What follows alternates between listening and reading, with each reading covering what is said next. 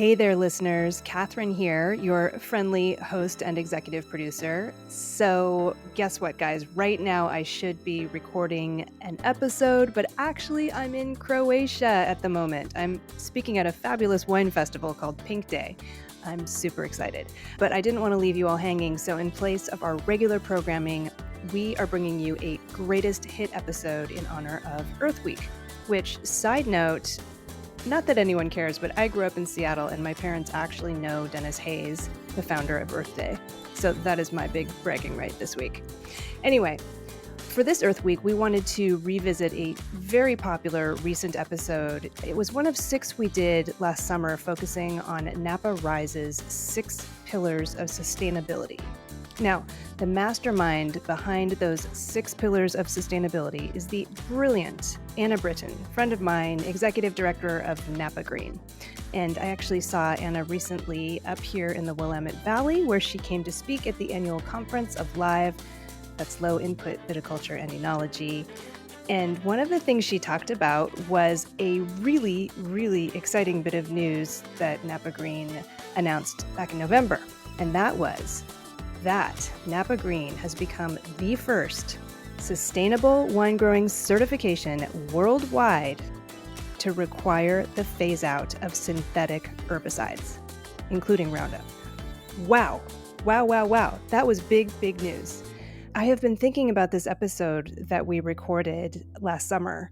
It's a fantastic episode. I really hope you enjoy it this Earth Week. It's not only Anna Brittain talking about sustainability and regenerative agriculture and Roundup, but also the outstanding Dr. Jamie Goode. He's just so brilliant. He, of course, is a sustainability expert in the wine space and the author of many books on wine.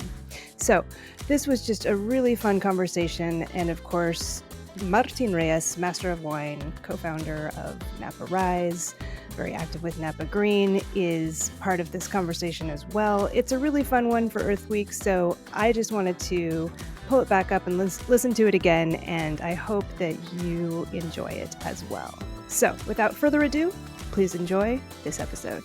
Cheers.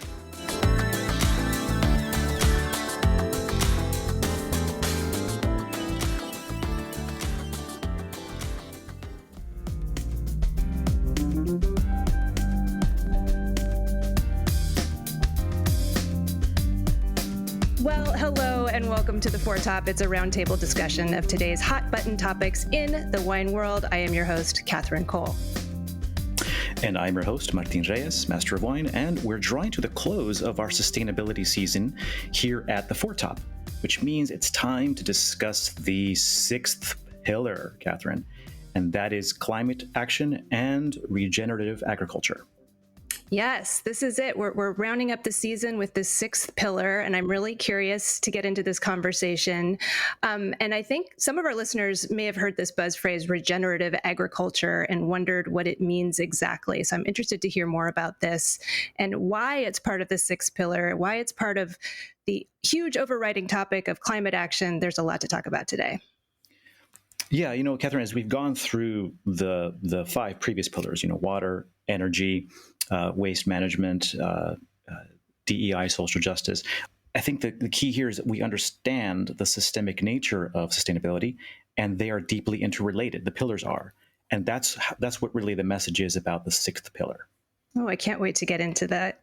Why don't we reintroduce our guest from the intro episode of the sustainability season, Anna Brittain, who's joining us to close out the season. She is a leader in environmental management and policy who has worked as a sustainability consultant for many organizations, including Ontario Craft Wineries, Sustainable Wine Growing, British Columbia, Crimson Wine Group, and the California Sustainable Wine Growing Alliance.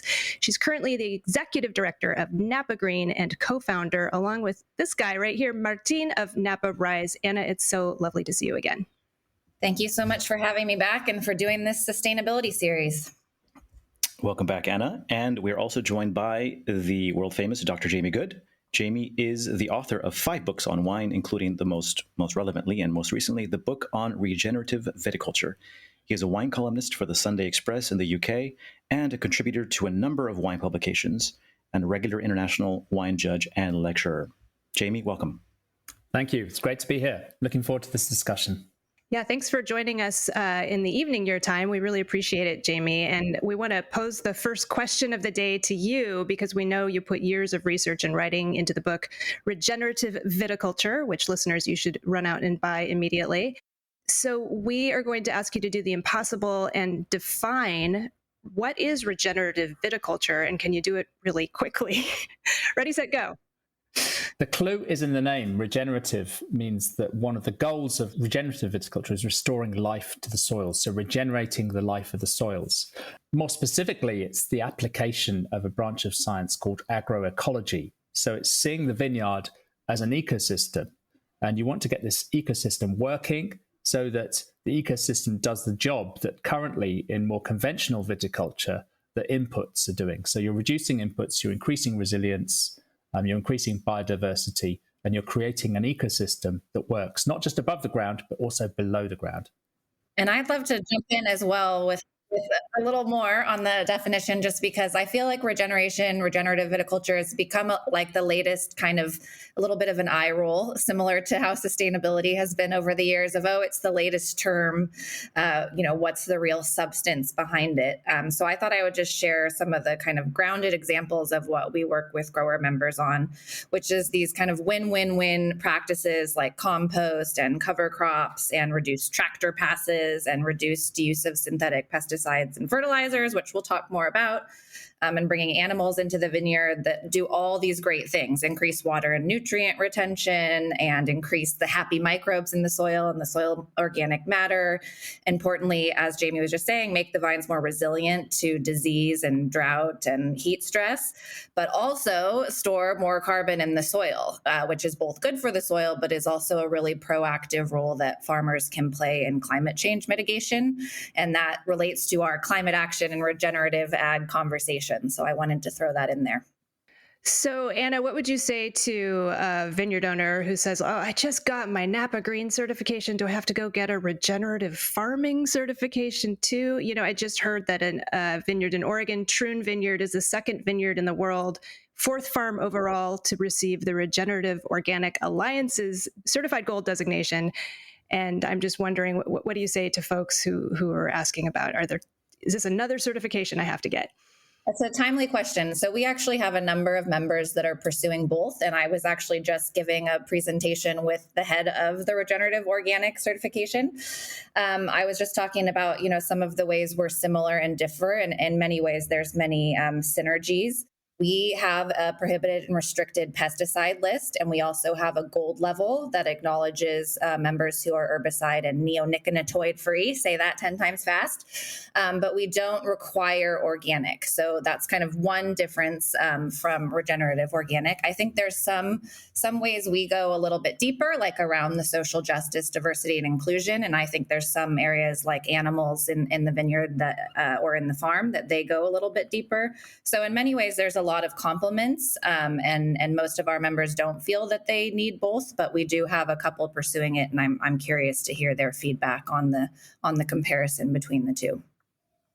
Interesting. And Jamie, you kind of have the big picture. You've written this book. You're seeing vineyards all over the world. I'm wondering, how widely is regenerative viticulture practiced worldwide? Is this something people are talking about, in South Africa, in regions that are far flung from here in the United States?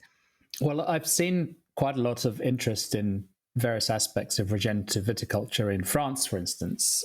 It's been taken pretty seriously, even by big companies, which is really encouraging. I've also seen quite a lot of interest in it in South Africa.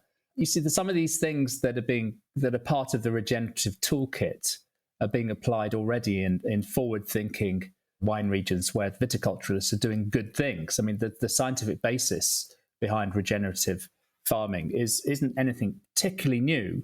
It's just what's new is that these have all been brought together under this banner of regenerative, which gives a sort of coherent thought process to thinking about how to farm. I would say that the thing I think that's most important about regenerative viticulture is that we don't end up with a recipe.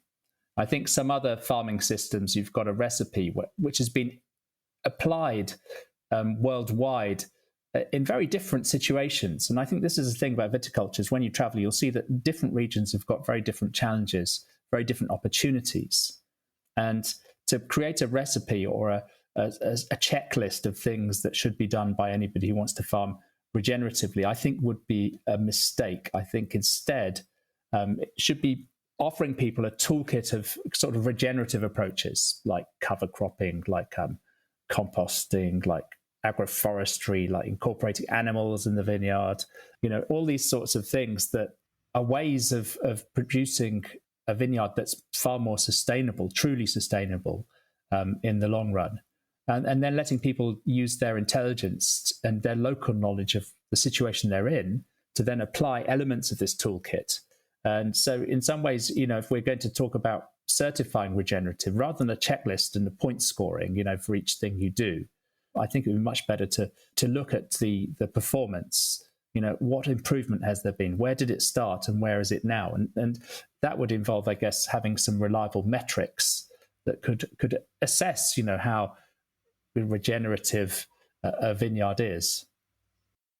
For the listener who comes at this with having just learned the buzzwords of organic viticulture and biodynamics and natural, and then there is this new term that we're talking about, where does everything else fit in? And I appreciate what Jamie said about how he framed it as far as there are certain recipes, and then there's more of a holistic view that doesn't necessarily have a prescriptive model.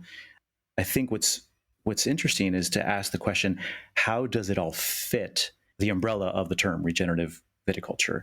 When I think about regeneration, it's about regenerating the soil and also regenerating the climate. And so there's a really strong emphasis, as Jamie was just saying, on the soil health. And as he was saying, monitoring and really keeping track of what's happening on the ground and in the ground. So really looking at the organic matter and the carbon in the soil. And that's something that we work with our members to do. So it's all about those healthy soils. And it doesn't necessarily have to be organic or biodynamic. I think many people have that synergy who are practicing regenerative agriculture, but it doesn't necessarily have to have that element of certification. And I think Jamie agrees. So Jamie, share more. Yeah, I think organics and biodynamics gets you kind of a good distance along the journey to being more regenerative, because one of the emphases in both these farming systems is on soil health. So there's a really, really good start. And I think that, across the wine world, there's lots of biodynamic wine growers who I visited who are doing a really good job in the vineyard. Where does regenerative fit in that sense? Well, I think one of the things is that often in organic and biodynamic farming, obviously no herbicides are allowed, and it's very common to use tillage, whether it's a tractor or a horse or whatever, to turn the soil over. And regenerative approaches it's seen to, you're kind of undoing some of the good work you do when you do this, because it's really not very good for soil health. And the other thing is that in organics and biodynamics, because of Vitis vinifera, which is the species of wine grape that gives us all the varieties we know and love, lacks resistance genes to powdery and downy mildew, then some sort of chemical sprays are needed. In organics and biodynamics, elemental sulfur and copper-based fungicides like Bordeaux mixture are used. And the copper ones are the problem, because to fight downy mildew, it's very, very difficult if you live in a climate where there's any sort of moisture around, to keep a lid on downy mildew without using copper-based fungicides. And copper is really bad for soil life. So you've got this sort of problem there that needs addressing. And in regenerative viticulture, I think it's maybe a mistake to tie certification with organics, because that then restricts the pool of the number of people who are willing to do it or are able to do it. And the thing I like about regenerative approaches is this is something that big companies can put in place. This is something people with hundreds of hectares of vineyards can start implementing and can start, conserving the life in the soil, encouraging the life in the soil, without committing to using fungicides that are contact fungicides that have to be resprayed every time it rains, have limited efficacy, and also which contain copper, which is not good for soil health. So it's about taking a holistic view. It's about taking a look at the vineyard and saying, given the conditions we're in, what's the best way we can farm, and what's the readout? And clearly, one of the readouts is you want a really good crop of healthy grapes of good quality, of the sort of quality it's appropriate to the wines that you're making. That's a non-negotiable. But after that, you can say, well, let's look at what we're doing in our soils. Are they improving? What's the soil life like there? And the vineyard itself, are we reducing the inputs we put in by the approaches that we're taking in the vineyard? And so I think those are really interesting questions. Jamie and Anna, I think many of us have regenerative agriculture and no-till kind of wound up in our minds together. And Jamie, you mentioned turning over the soil and how important it is to keep that carbon in the soil. I know you said it's not prescriptive, but would you say that no-till is kind of a basic requirement of being a regenerative farmer, or what's the role of the no-till movement? Well, personally, I think you want to avoid tillage as much as possible. But in some situations, I'm speaking to Steve Mathiasen, who's a really good wine grower in Napa in California. And Steve was saying that, they've tried regenerative approaches, and they've tried no-till, but it simply doesn't work in their situation, because one of the problems they've got is gophers, these little rodents that if you don't till in the vine row itself at all, they become a huge problem in the vineyards. And so, faced with the prospect of losing half your vines or doing a bit of tillage, they're doing a bit of tillage. And they're also doing that because they find that some situations, the competition for water is a little too extreme in very dry seasons in their place. So they do a little bit of tillage. But Steve says he's also looking at the soil carbon, and he's saying that, maybe you lose a little bit. But actually, their approach, which is a very thoughtful approach, it's regenerative in pretty much every way, apart from that limited tillage, is resulting in a gain in soil carbon year by year. So in some ways, you want to encourage people to follow regenerative practices, but ultimately there has to be a leeway there. Otherwise, simply you wouldn't be able to do it in some places.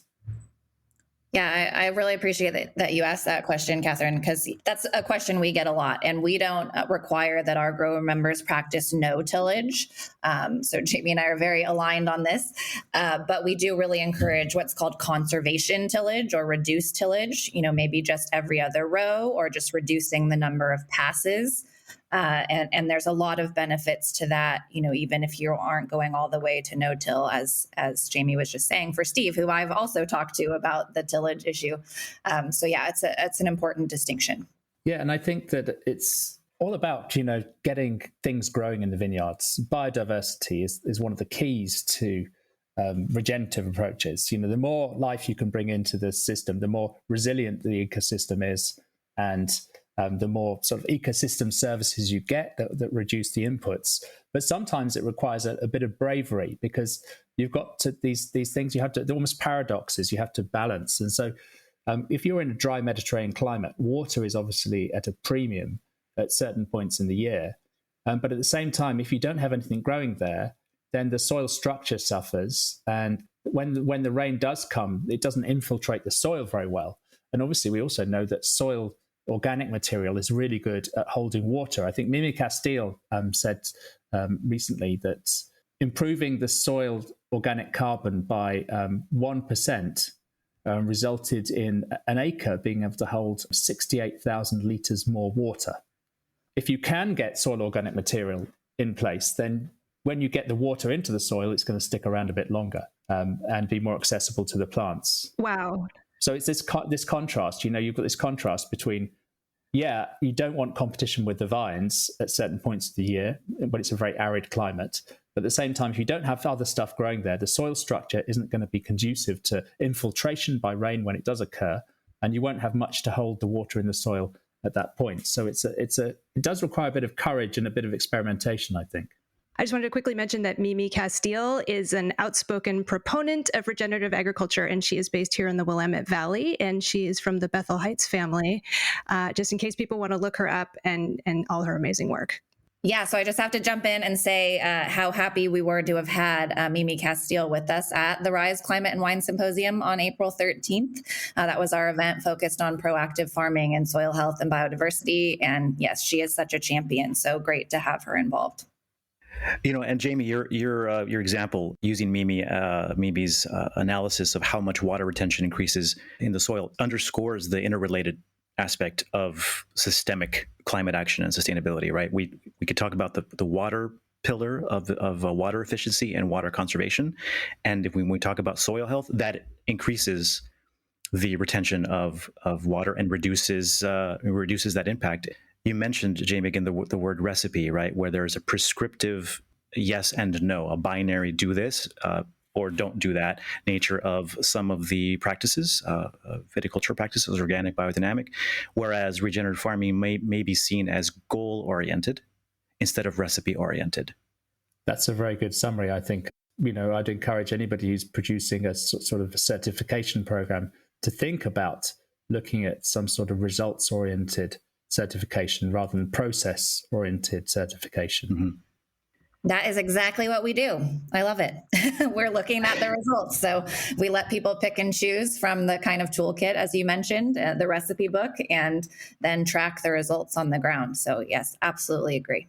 I think that's very empowering for wine growers as well. It's actually treating them as partners in this process rather than, recipe followers. And it gives people creative options to kind of look and see and try things that they think, well, this might actually help, What's great about this too is so much of what we're trying to do right now as we're facing this climate disaster is not harm the earth. And even in the very term regenerative, the goal of regenerative agriculture is to heal the earth, to leave it healthier than it was when we started. And I love the positivity of that mission. Excellent. So, Anna, moving on, this will be the final installment in our series of special episodes on the 6 pillars of sustainability, established and created, I should say, by you, that concept of the 6 pillars. So we've been meaning to ask, why did you choose to group climate action together with regenerative agriculture? Why connect those two? Yeah, great question. In some ways, it should be, and in fact, it is, regenerative agriculture is tied into the pillar of proactive farming and soil health and biodiversity very deeply. But we also wanted to explicitly connect it to climate action because the Intergovernmental Panel on Climate Change has named these nature-based solutions, including regenerative carbon farming, as one of the top 5 ways to address the climate crisis.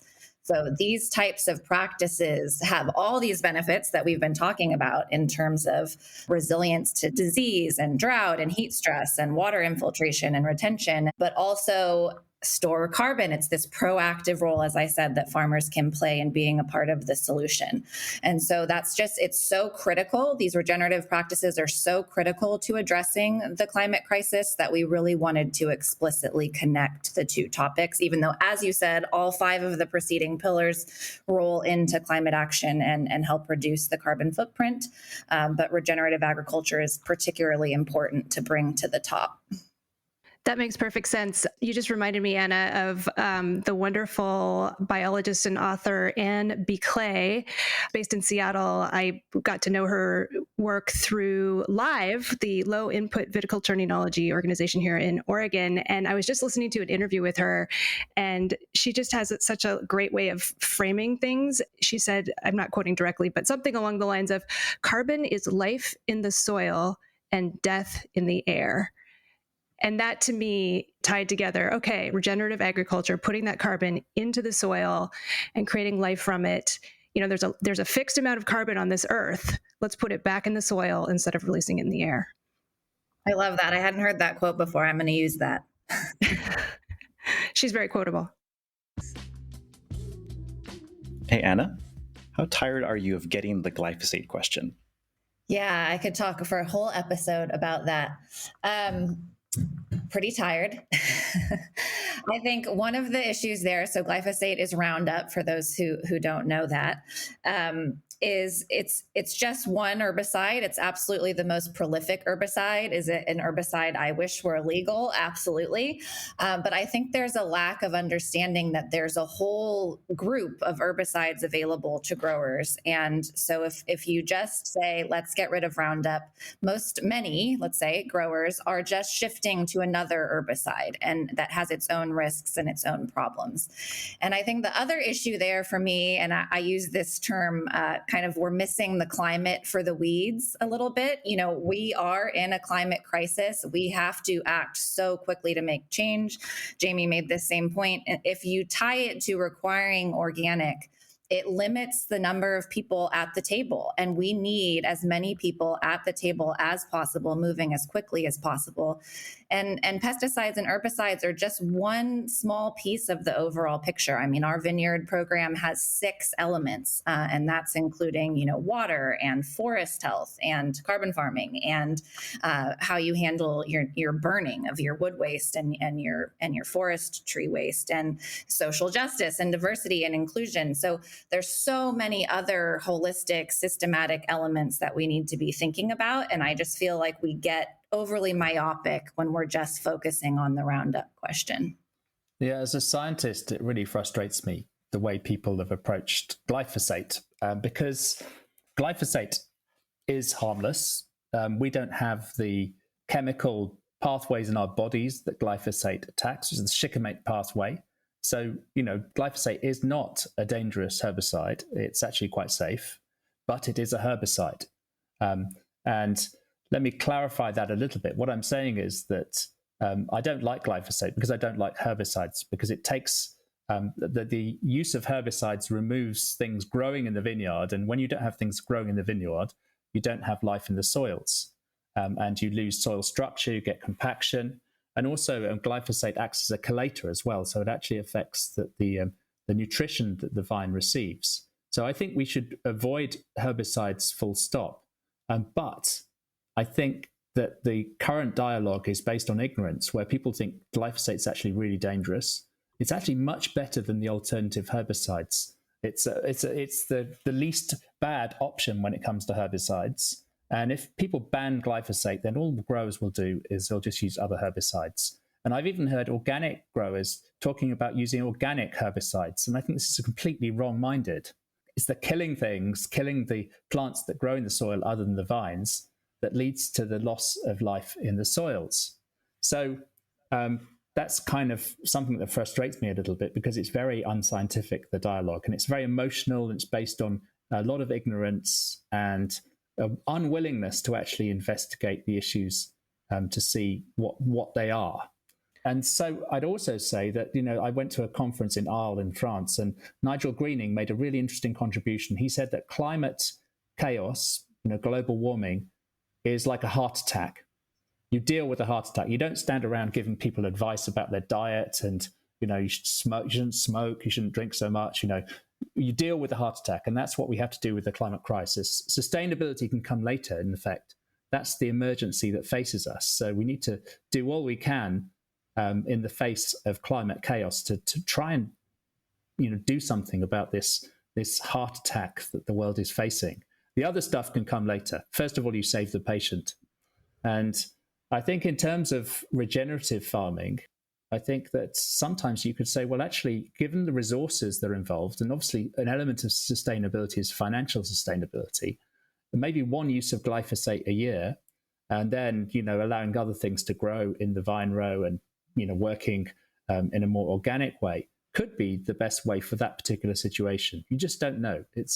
I think so. Ruling things out completely, I think, may actually hinder people making the sort of progress they need to make. And the other thing I'd say is it's all very well if, you know, there's, you know, 90 hectares in the USA that are farmed beautifully and perfectly. But really what we want is we want hundreds of thousands of hectares farmed in a better way than they're farmed now. That's the real goal. Because it's about everyone doing it, not just a few. Absolutely. I appreciate your message, Jamie, but I want to make sure that listeners don't just start applying Roundup without wearing a mask. When you said it's not toxic, you mean if it's applied to the soil properly, once you ingest the wine or the end product, it's not toxic. But obviously, direct contact with glyphosate is dangerous. No, this is actually something I'd contest, because it's obviously, you want to be careful with anything you're spraying on a vineyard. But the active ingredient in glyphosate, you could drink the stuff. It's not going to touch you. If there's other stuff added to the Roundup or the other brands of it, so there's often things added as well as the actual active molecule. But the actual molecule, it targets a pathway that humans and mammals don't have. So it's not going to hurt you.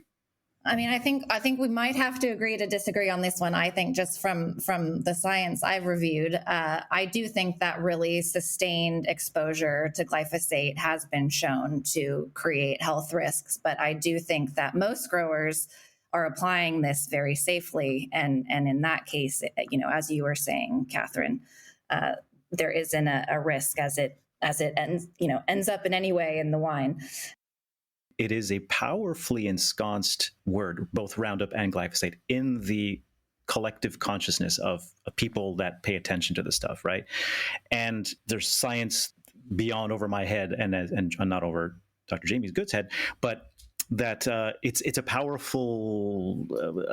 There's heated debate around this, elimination pathways, all that kind of stuff. And the unfortunate bit about this is that whatever side you stand on around this subject, it tends to dominate and obscure the rest of the important conversations. The heart attack that Jamie just mentioned, in terms of priorities, the glyphosate conversation isn't the top of the priority. It is the decarbonization of our world. That is the heart attack that Jamie's talking about.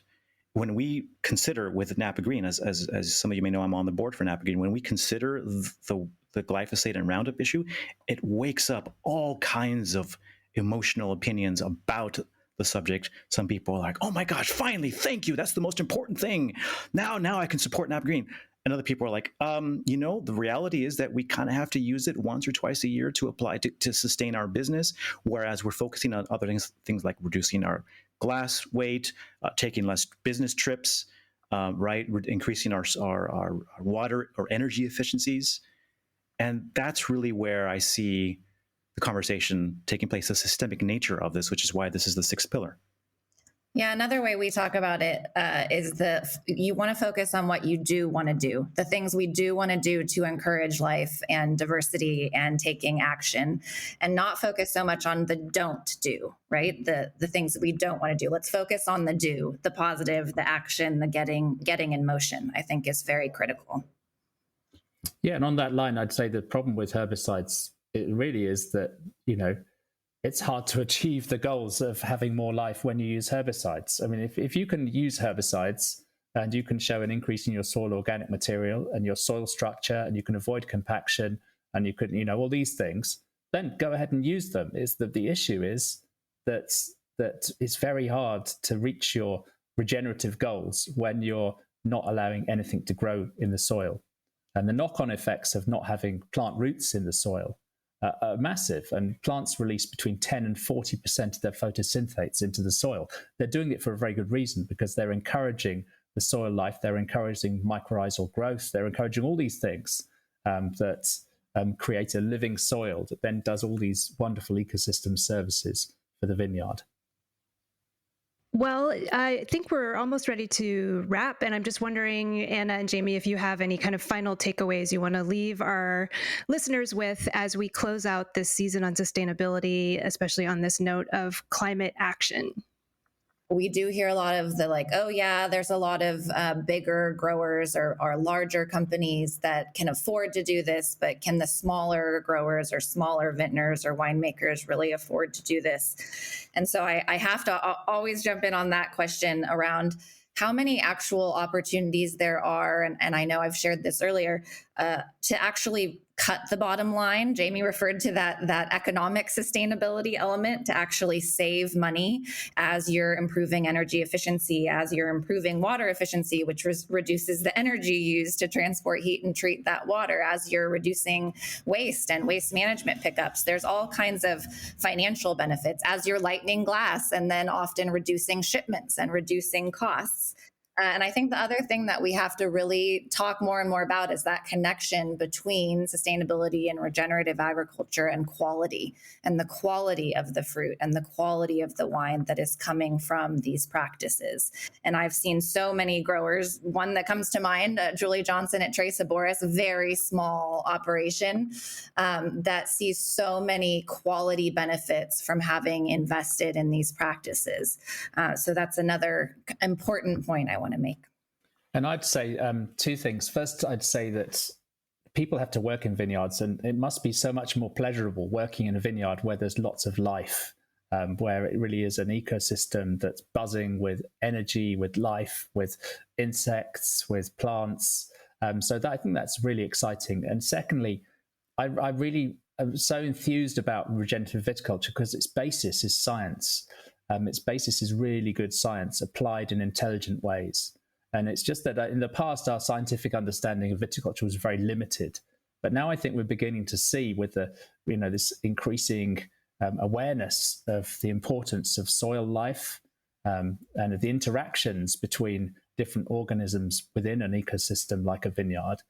We're beginning to see that the real science. And I think that's great because this makes regenerative really accessible to everyone. You don't have to believe in a certain, unusual belief. You don't have to sign up to, something that stretches credulity. You can actually, be scientifically rational and adopt this and measure the progress that you're making along the way. Love that. Thank you both, Anna and Jamie. I'm super excited about the direction that viticulture is going in, and thank you for spreading the word about regenerative agriculture. And now it is time for our figurative dessert course, our figurative dessert wine, in which we just share something wonderful that we've been enjoying recently. Anna, what did you bring for us? Mine is absolutely wine related, which is that I have fallen absolutely in love with Croatia. Anyone who hasn't gone to Croatia, you need to go. I've been 4 times. I'm going my 5th time this May, which I'm very excited about. And their wine regions are absolutely gorgeous, and they have some beautiful wines. Of course, Malvasia is the main one people might have heard of, but they've got some beautiful sparkling wines and even some Pinot up in the hillside. So it's a place I recommend. Purchase your carbon offsets for the flight, but do go to Croatia. I love it. Excellent. If you need a travel buddy, I'm there for you, Anna. Yeah, let's do it. Jamie, what is your figurative dessert course? With me in my work and also when I drink for pleasure as well, I often go through seasons where I'm looking at one particular country or one style of wine or a grape variety. And at the moment, I'm on a sort of bit of a Greek odyssey. So Ooh. I was in Greece a couple of weeks ago at a big wine fair called Inorama and did some touring around some vineyards. And for the last, for this period, I'm just kind of on the lookout for chances to try Greek wines because they're really interesting. And there's obviously a long history of wine in Greece. There's also a set of indigenous grape varieties I really love. So Sinomavro and Certico, Agiogitico, and my pronunciation is really terrible, I think, on some of these, and Rhoditis, and things like that, So I'm just really enjoying exploring a field that I haven't explored in great detail before, and both as a professional in terms of going to tastings, but also as a consumer, just going to the bottle shop and finding a bottle, or in a restaurant seeing a Greek wine on a list and giving it a crack. And it's really rewarding. So Greek for me at the moment.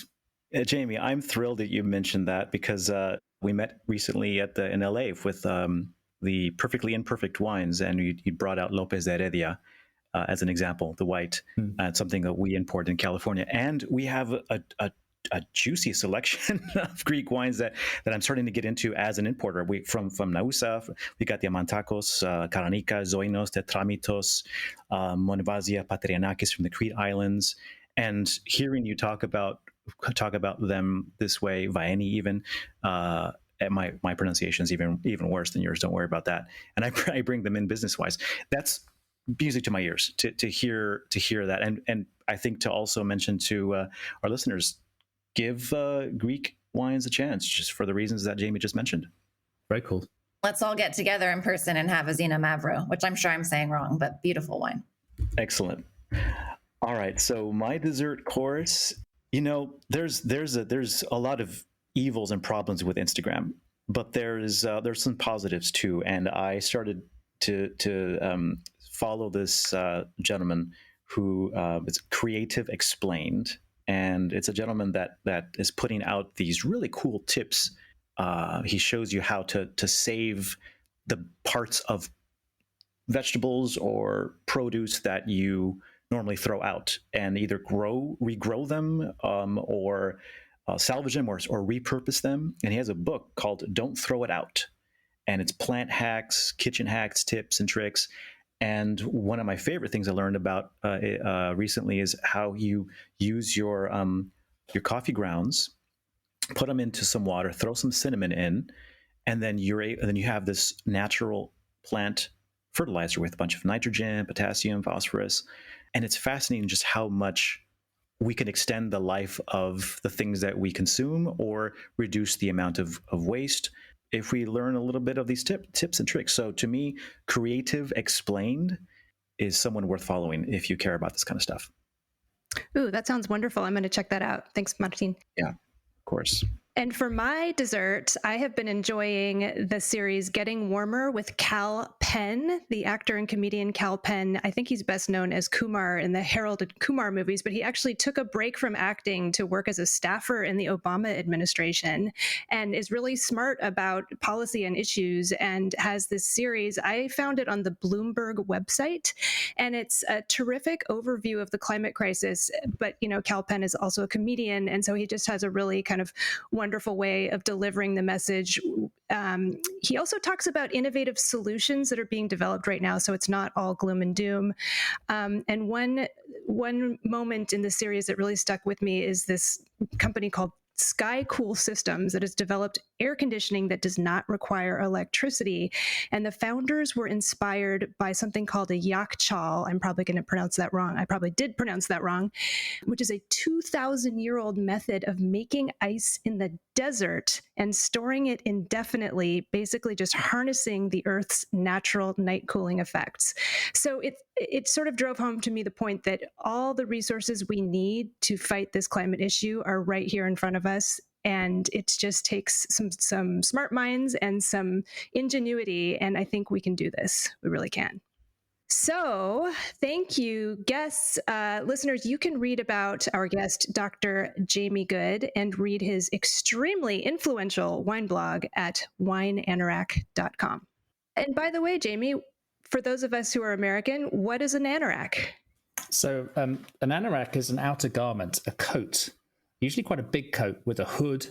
So the anoraks became notorious because people used to have this strange hobby in the UK of going to stations. This is in the days when they still had steam trains, and then people would go to the stations, especially the busy ones like Crewe or something like that, and they'd watch all the trains coming past. They'd take their numbers and their notebooks.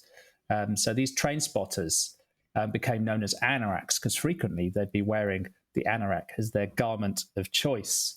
And so in popular sort of parlance in the UK, we use the term anorak for anyone who's got a nerdy, geeky interest in something. And so it's a sort of form of self-parody. I came across the term, wine anorak when I was doing a tasting for consumers years and years ago when I was just starting out. And one woman said to me, "Do you know what you are?" And I said, "What?" She said, "You're a wine anorak." So I thought that was an idea, but I didn't think at all about the fact that everyone else must think, what on earth is this website? So, yeah. I just always assumed I had this vision of you with your big coat on walking through a rainy, cold vineyard, but this is much better. I love this. Thanks for sharing the story. And for our listeners, it's spelled Anorak, A-N-O-R-A-K. So wineanorak.com. And you could read about Anna Brittain's work at napagreen.org and the symposium that occurred in April, Napa Rise. The website there is risegreen.org, which I co-founded with Anna. But also a shout out to the rest of our founding coalition, the committee there, Dan Petrosky, Beth Novak Milliken, and Molly Shepard at Spotswood, Michelle Novi, Todd Mostero, Dominus, and a whole host of people that helped us put that symposium together 2 years in a row. We'll see what the future brings. And if you want to learn more about me, Martin Reyes, you can also check out winewise.biz. Yes, and you can find out about me at katherinecole.com. But why would you do that when you can go to the4top.org, find our social media handles, get in touch with us, let us know what you thought of this episode and this series. And also, please, please, please support the 4Top by leaving us a rating on your favorite podcast app, such as Apple Podcasts or Spotify. Signing out from Napa adjacent small seaside village town, Benicia. Thanks so much for listening, everyone. And signing out from the increasingly regeneratively farmed Willamette Valley. Thanks, everyone. It's been wonderful to talk about sustainability this season. So thanks for tuning in. This has been the 4Top Podcast. Katherine Cole is our executive producer. Nick Toole is our producer. And I'm Keelan King, sound supervisor. We are also assisted by audio editor Michelle Richards, media and design manager Ruby Welkovich. Please visit our website, the4top.org, to learn more about us, listen to back episodes, and purchase books written by our amazing panelists. If you have not already subscribed to the 4Top on iTunes or Spotify, please do so, and please leave us a rating. Every rating feeds the algorithm and helps new listeners find the 4Top. Stay safe out there, and thanks for listening.